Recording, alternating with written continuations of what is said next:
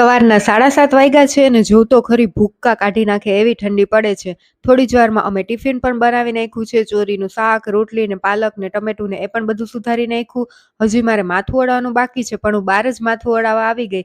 રૂમમાં વાળ ન ખરે ને એટલે, કેમ કે શિયાળો અને ચોમાસામાં મારા વાળ બહુ જ ખરે. આ બે ઋતુમાં વાળની બહુ કઈ કેર ન થાય તેલ નાખ્યા સિવાય.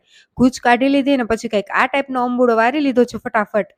આજે કામાક્ષીને નાસ્તા બોક્સમાં જામફળ ભરી દીધા છે. પછી તો આંગણવાડીએ વહી ગઈ ને સારું છે, આંગણવાડીમાંથી બે યુનિફોર્મ મળે છે તી. આમ જોઉં તો આવા કલરવાળા કપડાં કરીને આવે, કાં તો દાઢ ઢોળી હોય ને એવું બધું હોય.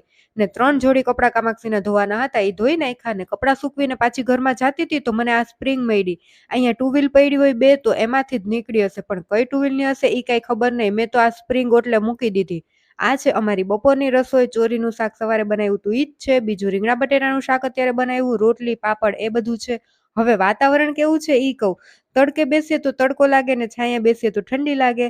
બપોર વચ્ચે આ બેન જો બ્લેન્કેટ લઈને ભાગ્યા. કામાક્ષી ક્યાં ગઈ ઈ હાલો તમને બતાવું.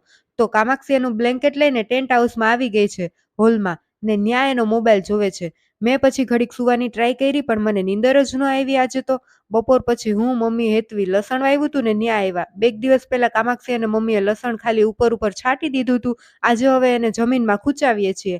એક એક કડી લઈ લઈને થોડી થોડી જમીનમાં દાટી દીધી.